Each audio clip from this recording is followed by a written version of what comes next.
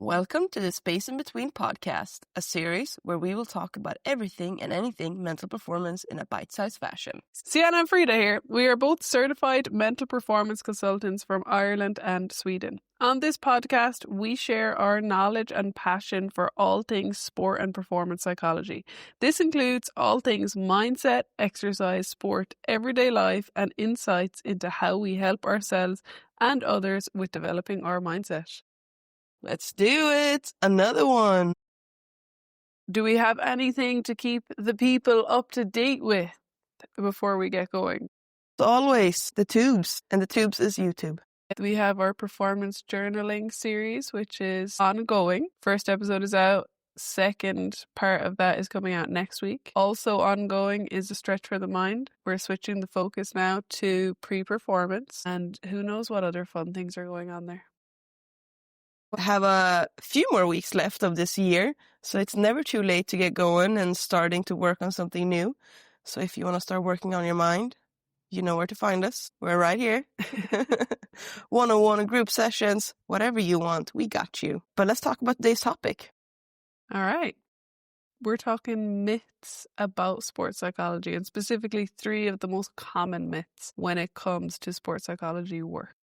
I feel like I still get surprised when I hear people say these things, because in my head, I'm like, obviously that's not true. Yeah. But obviously I am also living sports psychology all the time. Yeah, I know. It's like when working one-to-one with the clients or doing a group session, I'm like, oh, people know these things. And then people are like, whoa, that was so interesting. And I'm like, oh, I'm just like in it. Yeah, I mean, that's it. Hopefully you listeners will be like, I knew this. But if you don't, you're going to learn something new today. All right, the first one, myth number 1, sports psychology is only for performers with problems. Yeah. So we only do sports psychology when things are going wrong. This is a common misconception for anything that has the word psychology in it. Just because it's sport psychology, now people think that you're going to work with someone because something is wrong. Yeah, I mean, the sad side of it too is often that is why people seek out sports psychology or any type of psychology work like that. And that's obviously what we're trying to do, is change that narrative, and we take a very strength-based approach. Yeah. I'm sure we can all agree that we can all get better in our performance areas. Mm-hmm. And the mental aspect is often one thing that's like not really tapped into. It's not like people just randomly think that. It's like, working with teams, the people who get referred sometimes are people who struggle to handle mistakes, Yeah. for example. So it makes sense that people think that as well. And I guess what's something that's important to remember with the work that we do as well is that, we are performance-based, we have a strength approach, and we work with mental skills. Like, we wouldn't work with, let's say, depression or anxiety, those type of things. There are other professionals, that's what they do, but still it can all come under the same umbrella because of the word psychology in there. And I mean, I think we can all agree it's definitely a myth, because like the best performers in the world, most of them are actively or definitely have done some form of mental skills training. Yeah. So, that says a lot. They're doing a lot of things right. There's a reason that they're the top performers. And Absolutely. A lot of the time, one of those reasons is that they do have a high level of mental and physical skills. Yeah, for sure. And like you said, we can all agree that the mental part is such a big side of the game. So if you knew that there was something that could improve your performance by 20%, let's say, if there was a pill or an exercise, you would take it, no bother, So sports psychology is the same way. We have this thing that not a lot of people tap into purposefully. But if we can improve our performance, right? That doesn't even mean we have a problem. It just means that we're elevating what we're doing already. Second myth is it's just positive thinking or motivation. And we like this one now because I feel like this is a common misconception as well. Yeah, it's all about thinking positively about things. A lot of people do believe this one, even though like they might not say, oh, sports psychology is just positive thinking. Yeah. But when working with people, it's all about people think it's all about like not being negative, having a positive mindset, when that's not necessarily what it's about at all. It's about actually applying tools and using them in your performance. That doesn't mean that you're like super positive about everything. You might not be that type of person. If we think self-talk, for example, you know, I'm not giving myself like super positive self-talk to help with my performance. Like, it's very practical, instructional self-talk, and that's what's helping me perform. And it can depend on the person. Obviously, for some people, more positive thoughts are going to actually be beneficial. So maybe that is something you talk about. Yeah. So I guess, you know, there's a part of that. Like, positive thinking will probably be more helpful than negative thinking, but that's not what sports psychology is. Yeah, I also think it's just positivity or motivational thinking. I think it's too surface level even, because we work with athletes on accepting everything they're feeling. Let's say we have thoughts all the time, right? So many of those thoughts will be negative or unhelpful. So our job is not for someone to have these thoughts and just think, just be positive, you know, like that's not what we do.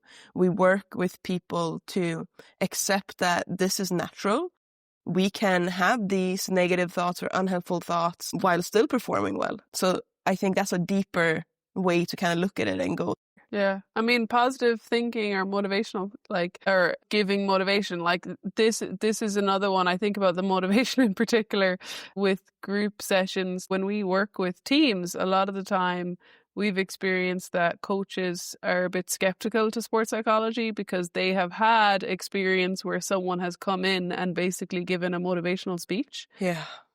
So again, we go back to, these aren't just random myths that are there for no reason. Like, because of the nature of sports psychology, there have been unfortunate instances where, like, for example, former players are brought in and they're not sports psychology consultants. So obviously they're not teaching or going through sports psychology. So then it turns into a motivational speech because they're talking about their experiences and that can inspire people, but it's not actually teaching practical tools.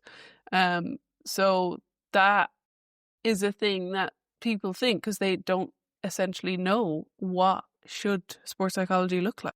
Yeah. And, you know, like, it's so much more than just emotions and positive thinking and thoughts. You know, like, sports psychology is evidence-based topics that have been researched for decades, right? Such as focus, visualization or imagery, energy management. Like, there's so many more parts of that. Building confidence. You know, there's so many different ways we can do these things. So it's a lot more than just being positive or coming in and having a motivational talk with someone. Absolutely. And then the third myth that we are going to discuss today is that mental skills can't be trained. And an example of this is you're either confident or you're not. Yeah, the amount of times we hear this one, I'm just not a confident person, for example. That's a very common one, especially confidence is a common one for this one. You know, or people will just say, I just can't focus on these things. Yeah, I'm just not a positive person, which, as you know, is fine because it's not about positivity. Yeah. But I think this one is one of the most important ones for people to realize, that all of these big words, confidence, mental toughness, resilience, all of that, they are skills that can be trained just like you can train any other physical skill. Yeah. I think that can be difficult too because sports psychology as a practice, like research structure, the tools we can use is quite new compared to like a lot of other fields. A lot of people maybe don't see this needs as much time and attention as, you know, going to the gym to get stronger. Yeah. Like, it is about literally getting mental reps in, for example, with imagery to help with focus or skill acquisition. And sometimes I notice that, you know, it's a lot easier for people to stick with a physical plan where they're, you know, going and doing something compared to like, okay, sit down and think about this and write this down, you know, and explore these thoughts. That can be a lot harder as becoming a habit, like something that does develop. Yeah, I suppose in certain ways too, like the physical part of performance, it might feel more practical than the mental side. Like, we have an idea of, if I am unfit, it probably will help me to go for a run or go to the gym. But if I struggle focusing or resetting after a mistake, we might not know how to deal with that the same way. Yeah. And obviously that's what the professionals are for. Hello. No, I'm kidding. Yeah, but definitely, it definitely is probably a little harder maybe because the knowledge is not out there the same way. That's why we're here, changing lives. Yeah, one life at a time. That's why it is so important to allocate that time for these things. Yeah. And like, I think on a personal level, if I think about that sentence, mental skills can't be trained, like I can see on an individual basis how, like, my focus or emotion regulation has improved so much within my performance and the impact that has then had on my performance. That's from, luckily we were like fully immersed in sports psychology for like 2 years and then working with that every day that we talk about these things with people is like sinking in a bit more for me as well. So like it is definitely something that can be trained and has to be trained to improve. It's not just reading a book, reading a sports psychology book, or reading a book from your favorite athlete about how they overcame things. Like, that's great to build an understanding of what are some things I could do, but it's actually then each week, each month, each year doing the reps on that. The same way you don't just get fit and stay fit forever without doing anything. Yeah, definitely.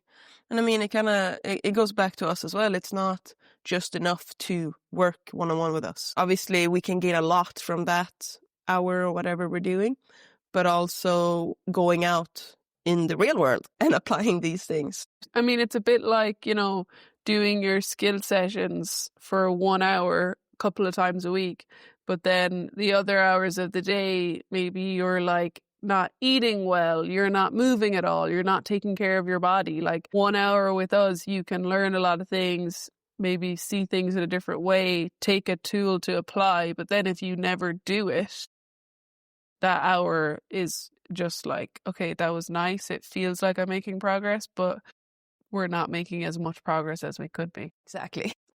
So isn't that good news? That mental skills can be trained. It is not just positive thinking or motivation. And sports psychology is not only for athletes with problems. It's for everyone. Yeah. And sports psychology is much more than just positivity and motivation. Any skill we have in life, it can get better and better as we go through life, as long as we put the reps into it. A space in between challenge for you to think about is, do I get mental reps in?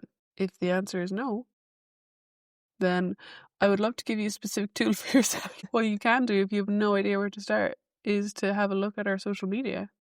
And there's a lot of practical tools on there. Like, pick one and try to apply that every day. Yeah.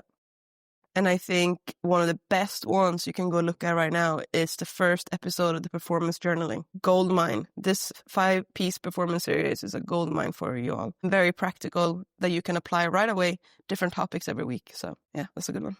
All right. And as per usual, keep using the space in between.